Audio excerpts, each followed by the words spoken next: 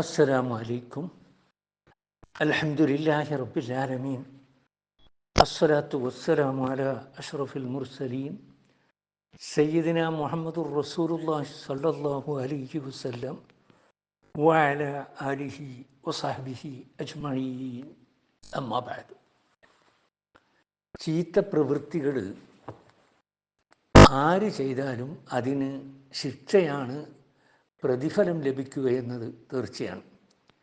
എന്നാൽ അവിശ്വാസികളായ ആളുകൾ ചെയ്യുന്ന ദാനധർമ്മങ്ങൾ, പൊതുസേവനങ്ങൾ പോലെയുള്ള സൽക്കർമ്മങ്ങൾ മൂലവും അവർക്ക് പരലോകത്ത് യാതൊരു ഫലവും ലഭിക്കാനില്ലെന്ന് അല്ലാഹു സുബ്ഹാനഹു വ തആല ഖുർആനിൽ പല സ്ഥലത്തും വ്യക്തമാക്കിയിട്ടുള്ളതാണ്. അള്ളാഹുവിലും പരലോകത്തിൽ അവർക്ക് വിശ്വാസമില്ലാത്തവരും പരലോക ഗുണമൊന്നും ആഗ്രഹിക്കാത്തവരുമാണ് അവർ എന്നതാണ് അതിന് കാരണം. ഐഹികമായ എന്തെങ്കിലും ഗുണലാഭങ്ങളല്ലാതെ അവർക്ക് വേറെ ലക്ഷ്യമൊന്നും ഉണ്ടായിരിക്കുകയില്ല. അതുകൊണ്ട് തന്നെ അവരുടെ കർമ്മഫലങ്ങൾ ഇഹത്തിൽ വെച്ച് തന്നെ അള്ളാഹു കണക്ക് തീർത്ത് കൊടുക്കുകയാണ് ചെയ്യുക. കൊടുങ്കാറ്റിൽ പെട്ട വെണ്ണീർ കൊണ്ട് യാതൊരു പ്രയോജനവും കിട്ടാത്തതുപോലെ അവരുടെ കർമ്മങ്ങൾ കൊണ്ടും അവർക്ക് ഒരു പ്രയോജനവും ലഭിക്കുവാനില്ലെന്ന് ആണ് അള്ളാഹു ഈ ആയത്തിലെ ഉപമയിലൂടെ സ്ഥാപിക്കുന്നത്.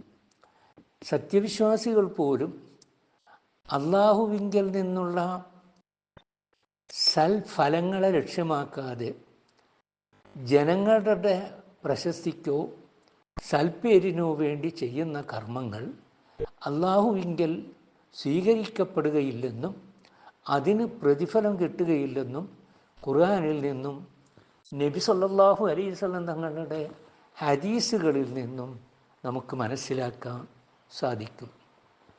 പ്രബലമായ ഒരു ഹദീസിൽ ഇപ്രകാരം വന്നിരിക്കുന്നു. ആയിഷ റളിയല്ലാഹു അൻഹ പറയുകയാണ്, ഞാൻ ചോദിച്ചു, അള്ളാഹുവിൻ്റെ റസൂലെ, ജാഹിലിയ കാലത്ത് ഇബ്നു ജുദ്ആൻ എന്ന വ്യക്തി കുടുംബബന്ധം പാലിക്കുകയും സാധുക്കൾക്ക് ഭക്ഷണം നൽകുകയും ചെയ്തിരുന്നു. അത് അയാൾക്ക് ഉപയോഗപ്പെടുമോ?